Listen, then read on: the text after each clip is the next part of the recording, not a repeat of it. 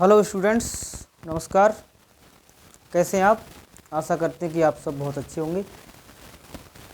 Students, last video में हमने आपको जो बताया था यानी एनसीईआरटी की क्लास 10th में जो आपका चैप्टर है रियल नंबर, इसमें कुछ आपको हमने बेसिक बताया था। तो आज भी हम आपको कुछ सर्वप्रथम यहाँ पर बेसिक बताएंगे, उसके बाद हम कुछ एग्जाम्पल लेंगे, है ना। तो बेसिक में आपका, क्योंकि हमें यहाँ पर सीखना है वास्तविक संख्याएं, तो हमें वास्तविक संख्याओं तक पहुँचने के लिए ये आवश्यक है कि हमें ये देखना है कि हमारी परमेय संख्याएं क्या होती हैं, अपरमेय संख्याएं क्या होती हैं। क्यों? क्योंकि हम जानते हैं कि वास्तविक संख्याओं का जो समुच्चय बनता है वो परमेय और अपरमेय के समुच्चयों को मिलाकर बनता है ना। तो सबसे पहले हम ये देखते हैं कि यहाँ पर हमारी परमेय संख्याएं किसे कहते हैं, यानी रेशनल नंबर क्या होते हैं, है ना। तो आइए सबसे पहले हम देखते हैं परमेय संख्याएं। परमेय संख्याएं या इसको हम कहते हैं रेशनल नंबर, है ना। तो इनकी परिभाषा वैसे आपने क्लास 9th में भी सीखी होगी कि हम जानते हैं कि वे संख्याएं जो P/Q के रूप में लिखी जा सकती हों, और यहाँ पर P और Q क्या हों, पूर्णांक हों, साथ ही आपका जो हर है यानी जो आपका Q है वो एक शून्य के बराबर नहीं हो, है ना। यहाँ तक आप लोगों ने ये क्लास 9th में आपकी ये परिभाषा रटी हुई है ना। तो किस प्रकार से, सबसे पहले इसकी हम जो है आपको परिभाषा लिख के दिखाते हैं कि वे संख्याएं जिन्हें P/Q के रूप में लिखा जा सके और क्या होना चाहिए, P/Q पूर्णांक हो तथा कंडीशन एक और होना चाहिए कि Q is not equal to 0 हो, और क्या होना चाहिए, और P/Q में कोई उभयनिष्ठ गुणनखंड न हो। तो इस प्रकार की जो संख्याएं होंगी वो आपकी क्या कहलाएंगी, परमेय संख्याएं कहलाती हैं, है ना। तो इस प्रकार की संख्याएं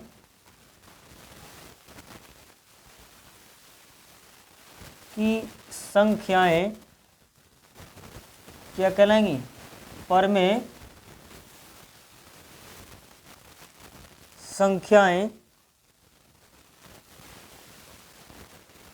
कहलाती हैं, है ना। तो इसमें किस तरीके की होंगी परमेय संख्याएं, जैसे हम उदाहरण ले सकते हैं। जैसे आपका -5 हो गया, 2 हो गया, 3 हो गया, और कुछ ले सकती हो -6/7 हो गया, है ना। और 0 भी हो सकता है, और भी हो सकता है, यानी 22/7 भी हो सकता है, और भी आपकी संख्याएं इस प्रकार की हो सकती हैं, है ना। आप देख पा रहे हैं कि यहाँ पर -5, 2, 3, -6/7 और 0, और भी होंगी आपकी संख्याएं, बहुत सारी परमेय नंबर्स मिलेंगे आपको, है ना। लेकिन साथ ही एक इसमें कंडीशन होती है कि इन सभी संख्याओं में जो कंडीशन है वो क्या होना चाहिए, Q is not equal to 0 होना चाहिए, और साथ ही जो आपकी पूर्णांक है P और Q, यानी इसके बटे में जैसे 1 हो सकता है तो ये P का काम करेगा, ये Q का करेगा, है ना। तो इस प्रकार से यानी जो हर होगा आपका वो शून्य के बराबर नहीं होना चाहिए। अगर शून्य हो गया तो वहाँ पर अनडिफाइंड हो जाएगा, परिभाषित नहीं होगा। तो साथ ही हम कह सकते हैं कि शून्य भी यहाँ पर क्या है, एक रेशनल नंबर है, परमेय संख्या है ना। कोई आपसे पूछ भी सकता है, एक नंबर में भी आ जाता है कि क्या शून्य एक परमेय संख्या है, यस है ना। तो इस प्रकार की संख्याएं आपकी क्या होंगी, परमेय नंबर्स होंगे, है ना। तो अगली आती है हमारी अपरमेय संख्याएं। अपरमेय संख्याएं, अब अपरमेय संख्याएं किसे कहते हैं, अपरमेय संख्याएं किसे कहते हैं। अब सीधी सीधी बात है कि बे संख्याएं यानी जो परमेय नहीं है उनको हम क्या कहेंगे, अपरमेय संख्याएं कहेंगे, है ना। तो इसे भी आइए लिखते हैं कि बे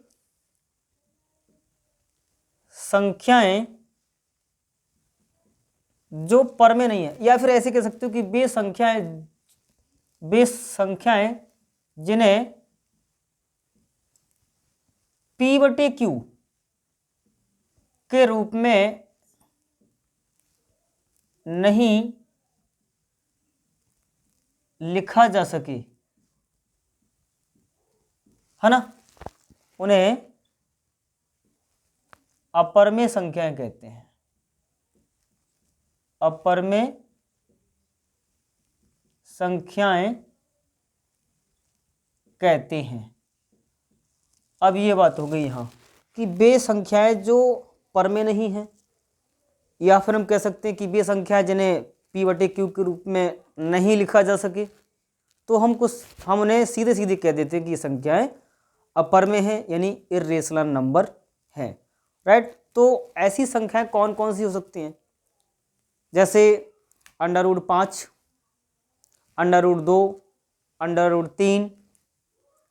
और यहाँ पर मैं कुल मिला के एक बात कहूँ कि जो संख्याएं पूर्ण वर्ग नहीं हैं, जो संख्याएं अपने आप में पूर्ण वर्ग नहीं हैं और उनका वर्गमूल ले लिया जाए, तो वर्गमूल में जो हमें मिलेगा वही हमें इर्रेशनल नंबर यानी अपरमेय नंबर्स होगा, है ना।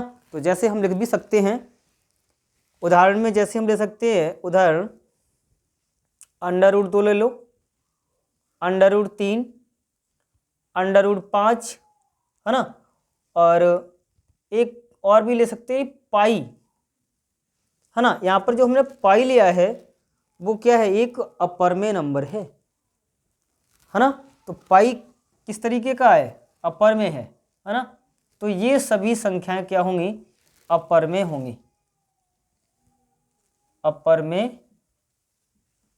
संख्याएं हैं, राइट। ये बात हमारी यहाँ पर कंप्लीट होती है। अब एक बात यहाँ पर आपकी नोट करने की है, यहाँ मैंने परमेय में लिखा है कि 22/7, यानी 22/7 एक प्रकार से आपको यूजली पाई का मान लिखा जाता है। तो 22/7 परमेय है, लेकिन 22/7 को हम क्या कहते हैं, पाई का मान होता है, लेकिन पाई कैसा है, अपरमेय है। तो यहाँ पर ध्यान रखना कि 22/7 तो परमेय है, लेकिन पाई कैसा है, अपरमेय है। तो इसको आप नोट करके लिख सकते हैं यहाँ पर, नोट, है ना, कि 22/7 परमेय है, किंतु पाई एक अपरमेय संख्या है, अपरमेय संख्या है, राइट। तो हम अच्छे तरीके से जानते हैं कि 22/7 क्या हो गई, एक परमेय हो गई, और पाई हमारी एक अपरमेय संख्या होती है ना। तो अब बात आती है कि परमेय और अपरमेय सीखने से हमें लाभ क्या हुआ। हमें ये लाभ हुआ कि हम सीखने जा रहे हैं कि वास्तविक संख्याएं किसे कहते हैं, यानी रियल नंबर किसे कहते हैं। तो हम बड़े आसानी से अब यहाँ पर हम कह सकते हैं कि वास्तविक संख्याएं क्या होती हैं। वास्तविक संख्याएं, है ना। तो हम यहाँ पर सीधे सीधे हम ये कह सकते हैं कि परमेय तथा अपरमेय संख्याओं के समुच्चय को हम क्या कह सकते हैं, वास्तविक संख्याएं कहते हैं। और इन्हें कैसे प्रदर्शित करेंगे, इन्हें आर से प्रदर्शित करते हैं, राइट। यानी जो भी हमारी वास्तविक नंबर होंगे, यानी वास्तविक संख्याएं, है ना, वो हमारी क्या होंगी, एक तो परमेय और अपरमेय संख्या का जो समुच्चय बनेगा वही क्या होगा, वास्तविक होगा, यानी वास्तविक नंबर होंगे, है ना। तो इस प्रकार से हमने यहाँ पर कुछ बेसिक थी आपकी जो बातें वो हमने यहाँ पर लिखी। अब इसके बाद हमारा आता है जो आपकी एक्सरसाइज में जो टॉपिक दिया है संख्याओं में, यानी वास्तविक जो आपकी वास्तविक संख्याओं में टॉपिक दिया गया है वो है रियल नंबर्स। और मतलब आपको सीखना है कि यूक्लिड विभाजन प्रमेय का प्रयोग करके हमें ये सीखना है कि इसका लासा या मासा किस तरीके से निकालते हैं, यानी मासा किस तरीके से निकालते हैं, है ना। तो वहाँ पर हम आइए आपका नेक्स्ट टॉपिक हम सीखते हैं। अब हमारा जो नेक्स्ट टॉपिक है इसमें वो है यूक्लिड विभाजन प्रमेय का, यानी यूक्लिड विभाजन प्रमेय का ये क्या होती है। तो स्टूडेंट्स इसे सीखने से पहले हम क्लास 6, 7, 8 में और उससे पहले हम सीखते आए हैं कि जब हम किन्हीं दो संख्याओं का भाग करते हैं तो हमारे पास एक संख्या छोटी होती है और एक संख्या हमारी क्या होती है, बड़ी होती है। मतलब भाग देने की जो प्रक्रिया है कि छोटी संख्या से बड़ी संख्या को हम क्या करते हैं, डिवाइड करते हैं, है ना। और वहाँ पर आपको शेषफल मिलता है और शेषफल नहीं भी मिलता है ना। तो उसी पर आधारित है आपकी ये यूक्लिड विभाजन प्रमेय का एक आपका ये सिद्ध किया हुआ कथन होता है, ठीक है। प्रमेय का अर्थ है कि एक सिद्ध किया हुआ ऐसा कथन होता है जिसके कथन का हम प्रयोग करते हुए किसी अन्य कथन में हम क्या करते हैं, इसको प्रयोग में लाते हैं, है ना।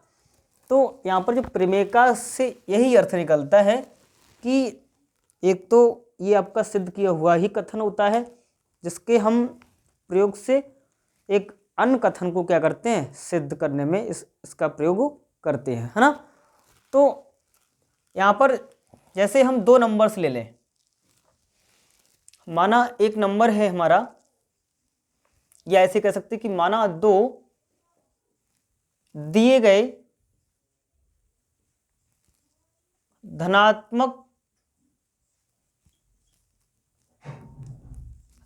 पूर्णांक a तथा b, और ये कंडीशन क्या है कि माना कि a आपका बड़ा है और b क्या है, छोटा है ना, यही होता है। तो हम क्या करते हैं कि जिसमें जो छोटा है यानी b से क्या करेंगे, हम भाग देंगे किसको, a को। तो हमें मिलेगा क्या, एक तो हमें भागफल मिलेगा, यानी भागफल मान लिया हमने q, राइट। और यहाँ पर क्या आएगा, इन दोनों का गुणनफल यानी BQ। फिर नीचे क्या बच सकता है आपका शेषफल यानी रिमाइंडर R, यानी आपका ये शेषफल है। और ये क्या बना आपका भागफल हो गया, राइट। और ये क्या आपका कहलाता है, ये कहलाता है भाज्य। और जिससे हम भाग देते हैं ये हमारा क्या कहलाता है, भाजक। इतनी कंडीशन हमारे पास यहाँ पर आई। तो यहाँ शेषफल आपका शून्य भी हो सकता है ना, लेकिन शेषफल शून्य होगा, लेकिन हमेशा ये क्या होगा, ये शेषफल इस भाजक से छोटा है ना, या फिर शून्य के क्या होगा, ये बराबर या शून्य से बड़ा हो सकता है ना। तो यहाँ से जो कंडीशन मिली वो क्या मिली कि जो आपका भाज्य होगा है ना, यानी हम जानते हैं कि भाज्य बराबर होता है हमारा भाजक गुणा भागफल और प्लस शेषफल, इतना होता है, राइट। तो यहां से हमारा भाजक और भाज्य कौन सा है हमारा, यानी A है, यानी A बराबर भाजक हमारा कौन सा है, यानी हमारा B है, गुणा भागफल कितना है, भागफल हमारा यहां हमने मान लिया Q, प्लस शेषफल कौन है, शेषफल को मान लिया हमने R, राइट। तो ये हमारी कंडीशन निकल के आई, इसे कहते हैं A बराबर BQ प्लस R, है ना। तो कंडीशन क्या होगी, अब ये जो R होगा आपका, यानी जो R होगा वो 0 से बड़ा या उसके बराबर, लेकिन भाजक से क्या होगा, सदैव छोटा होगा, है ना। अरे ये जो आपका भाजक है वो क्या होगा, ये शेषफल से हमेशा छोटा होगा, और वही शेषफल या तो आपका शून्य से बड़ा होगा या फिर उसके बराबर हो सकता है, राइट। तो अब इसी कथन को हम कहते हैं क्या, यूक्लिड विभाजन प्रमेय का, है ना। तो इस प्रकार से अब इसका हम किस तरीके से प्रयोग करते हैं, इसका हम मासा निकालने के लिए प्रयोग करते हैं, किन्हीं दो संख्याओं का जो मासा निकालते हैं उसके लिए इसका हम क्या करते हैं, प्रयोग में लाते हैं, और चरण वाइज चरण इसका हम मासा निकालते हैं, है ना।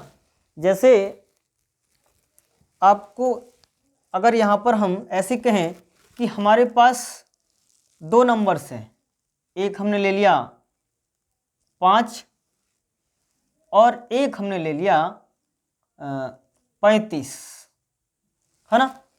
और उसने ये कहा कि इन दोनों का HCF निकालो, मासा निकालो। तो हम जानते हैं कि इसमें 35 क्या है आपका बड़ा, राइट, और 5 क्या है आपका छोटा है, राइट। तो नियम कहता है कि 5 से हम क्या करें, 35 को भाग दे दें, यानी 5 से 35 को जब हम भाग देंगे तो कितना आएगा, 5 सत्ते 35, और 35 में से 35 गया, क्या बचा, शून्य, यानी शेषफल कितना आया, शून्य आया। इसका मतलब है 35 को हमने कैसे लिखा, 35 को हमने लिखा कि ये हमारा 5 भाजक हो गया, 7 हमारा क्या हुआ, भागफल हुआ, यानी 5 सत्ते 35। अब हमारा बचा क्या, कुछ नहीं, यानी 0। ये क्या बचा यहाँ पर, शेषफल, है ना। तो यहाँ पर अब हम देखते हैं कि इन दोनों में शेषफल को शून्य किसने किया, भैया 5 ने कर दिया, यानी 5 से ही हमारा ये कट गया। तो यही इनका क्या होगा, यानी यहाँ पर 5 ही इसका क्या कहलाएगा, HCF होगा, यानी मासा होगा, है ना। यहाँ पर यानी हम कह सकते हैं कि 35 और 5 का जो HCF होगा वो कितना होगा, यहाँ पर 5 होगा, राइट। अब यहाँ पर तो बहुत ही आसानी से आ गया।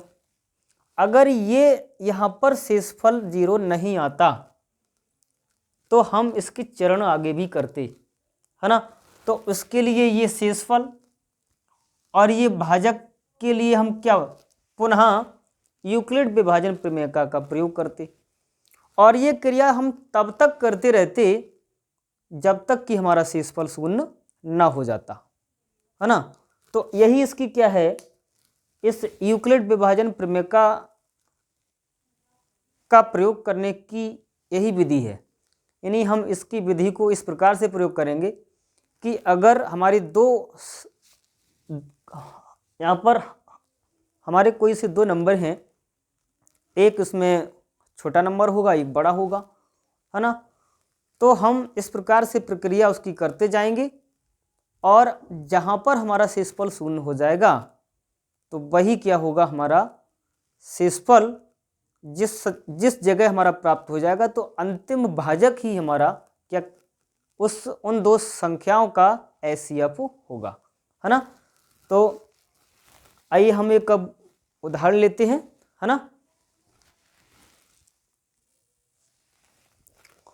आइए, आपकी किताब NCERT का मैंने उदाहरण नंबर पहला ही लिया है और ये हम उदाहरण करते हैं। इसके द्वारा हम यूक्लिड विभाजन प्रमेयका को बहुत अच्छी तरीके से समझ सकते हैं कि किस तरीके से इसका प्रयोग होगा। हमें उदाहरण में दिया गया है कि 4052 और 12576 का HCF यूक्लिड विभाजन एल्गोरिथम का प्रयोग करके ज्ञात कीजिए। देखिए यहाँ पर एल्गोरिथम लिखा है ना। तो यहाँ पर एल्गोरिथम और प्रमेयका दोनों ही अंतर्निहित ही हैं, है ना, बिल्कुल दोनों एक ही हैं, है ना। तो यहाँ पर हम यूक्लिड विभाजन प्रमेयका का प्रयोग करके ही इसे हम हल करेंगे। तो इसे आप अन्यथा ना समझें, है ना। तो यहाँ पर हम देखते हैं जो हमें 2 संख्याएं दी गई हैं, यानी एक तो दी गई है हमें 12576 और दूसरी दी गई है 4052, है ना। तो इनमें ये देखते हैं कि सबसे बड़ी हमारी कौन सी नंबर है। तो ये देखते हैं कि ये तो सीधे सीधे ये हमारा क्या, ये बड़ा है, मतलब यहाँ से A क्या है, B से बड़ा है, A B से बड़ा है, और ये A हो गया, ये आपका B हो गया, है ना। तो हमारी जो प्रोसेस होती है यूक्लिड विभाजन प्रमेयका की, जो कथन होता है वो क्या होता है कि A बराबर BQ प्लस R, इस प्रकार से ये कथन होता है इस यूक्लिड विभाजन प्रमेयका का, है ना। तो हम क्या करते हैं कि सबसे छोटी वाली संख्या से बड़ी संख्या को भाग देते हैं, है ना। तो इसको हम चरणबद्ध तरीके से हल करेंगे, है ना। तो सबसे पहले हम क्या करें, 4052 को 12576 के लिए क्या देते हैं, भाग देते हैं, है ना। तो समथिंग 3 बार जाएगा, है ना। तो ये होगा 3 दूनी 6 और 3 पंजे 15 के 5, हासिल आ गए 1 और 3 0 का 0 और 1 यहाँ लगेगा और 3 चौक 12, है ना। तो कितना बचेगा लगभग, ये 6 के 6 बचे, मतलब 6 में 6 गया 0, 7 में से 5 गया 2, 5 में से 1 गया तो आपका 4 बचा और ये आपका क्या बचेगा यहाँ पर 0। आप देख पा रहे हैं यहाँ पर हमारा शेषफल क्या हुआ, 0 नहीं हुआ, है ना। तो चरण 1 में आपने क्या कर दिया, यहाँ पर चरण 1 में, है ना, आपने देखा कि ये A का काम कर रहा है, ये A का काम कर रहा है, ये A हो गया, ये B हो गया, ये क्या हो गया Q और ये क्या बचा आपका R, है ना। तो इसे हम कैसे करेंगे, यहाँ पर A का मतलब 12576, इसको कैसे लिखा आपने, BQ मतलब B कौन है 4052, Q कौन है, Q आपका आया 3 प्लस R कितना बचा, यानी रिमाइंडर आपका 420 बचा, है ना। यहाँ पर क्या रिमाइंडर यानी शेषफल क्या शून्य हुआ, नहीं हुआ। तो अब ये आपकी प्रक्रिया आगे भी चलेगी, है ना। अब आगे किस तरीके से चलेगी, यहाँ पर 420 और आपके 4552 इनके लिए क्या करेंगे हम, पुनः प्रोसेस करेंगे यूक्लिड विभाजन की, है ना, यानी यूक्लिड विभाजन प्रमेय का पुनः प्रयोग करेंगे। कैसे लिखेंगे, चरण दूसरे में, चरण 2 में हम क्या करेंगे, क्योंकि 420 जो शेषफल है वो आपका 0 के बराबर नहीं है ना, तो क्या लिखेंगे तब 420 अब ये भाजक कितना था आपका 4052 के लिए पुनः यूक्लिड विभाजन प्रमेय का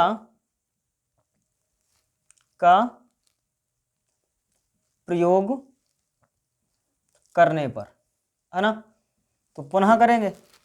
तो आइए यहाँ करते हैं। अब यही आप इन दोनों में आपका कौन सा ये बड़ा है, इन 4052 बड़ा है ना, मतलब 4052 क्या हुआ बड़ा, 420 क्या हो गया स्मॉल हो गया, छोटा हो गया, है ना। तो भाग करते हैं यहीं पर, यानी 420 से किसको करेंगे हम, ये 4052 के लिए करेंगे, है ना, दूसरे चरण में। तो यहाँ क्या बचेगा, ये समथिंग आपके 9 बार जाएगा, तो 9 0 का 0, 9 दूनी 18 के 8 हासिल 1, 9 0 का 0 और 1 यहाँ आ जाएगा, तो 9 चौक, है ना, कितना हुआ ये 9 0 का 0 और 9 दूनी 18 के 8 हासिल 1 और 9 चौक 36 और 1 कितना हुआ, ये 37 हुआ, है ना, सही है ना। अरे ऐसे कर लो, 9 0 का 0 और 9 दूनी 18 के 8 हासिल 1, है ना, और 9 चौक 36 और 1 37 हुआ। तो ये 2 के 2 2 और ये 15 में से 8 गए तो 7, या 9 9 में 7 गए 2 बच्चा, है ना, या 3 रह गए, 3 में से 3 में कुछ ना, यानी ये बच्चा। यहाँ आप देख पा रहे हैं कि हमारा शेषफल अब भी शून्य नहीं हुआ है ना। तो ये प्रोसेस आगे भी करनी पड़ेगी, लेकिन इसको कैसे लिखेंगे चरणबद्ध, यानी हम 4052 के लिए कैसे लिखा, इसी रूप में लिखनी बी क्यू। अब बी का काम कौन कर जाएगा यहाँ पर 420, क्यू का काम कौन कर गया यानी 9 प्लस आर, आर का काम कौन कर गया 272 काम कर गया, है ना। यहाँ पर ये आपका जो शेषफल है 272 वो भी शून्य नहीं है ना। तो अब ये प्रोसेस फिर आगे आपकी चलेगी, यानी चरण तीसरे में लाते हैं इसको, क्योंकि 272 इज नॉट इक्वल टू 0, ये भी आपको जीरा मतलब शून्य नहीं हुआ। जब ये शून्य आपका नहीं हुआ तो ये प्रोसेस आगे चलेगी, है ना। तब अब देखिए, अब इन दोनों में, है ना, मतलब 420 और 272 के लिए क्या करेंगे, पुनः यूक्लिड विभाजन प्रमेय का प्रयोग करेंगे, राइट। तो अब इनमें आपका 272 क्या हुआ छोटा हुआ, 420 बड़ा हुआ, है ना।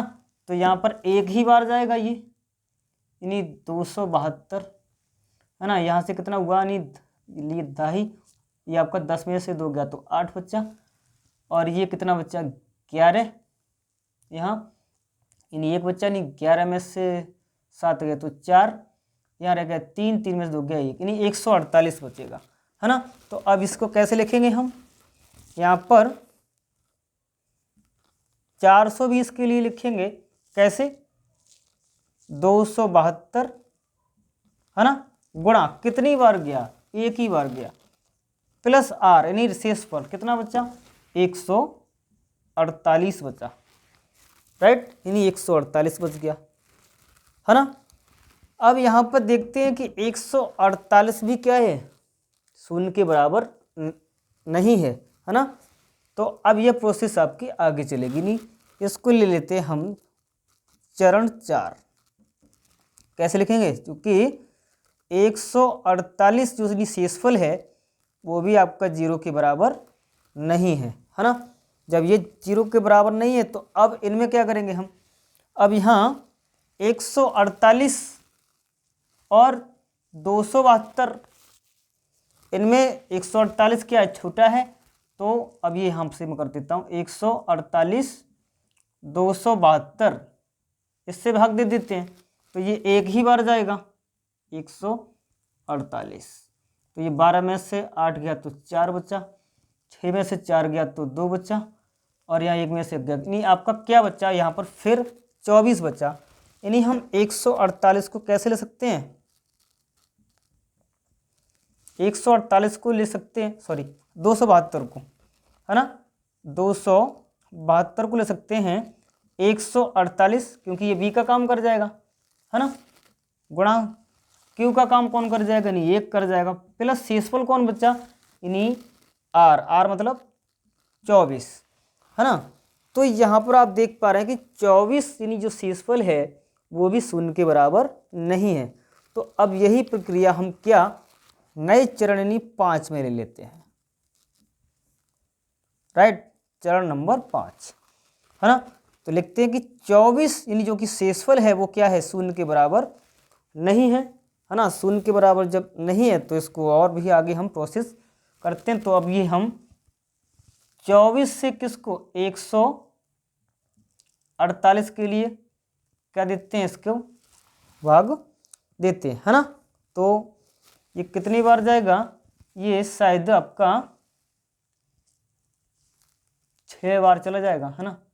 24 पंजे 120, 24 छक्का, है ना, लगभग 6 चौक 24 के 4 हाथ से लागे 2, और 6 दूनी 12 2 14, है हो गया। 148 में से 144 किया, आपका 4 बचेगा, है ना। तो इस प्रकार से इसे हम ले सकते हैं कि किसके 148 के लिए, यानी 148 इक्वल टू कितना हुआ? 24 गुणा कितनी बार गया?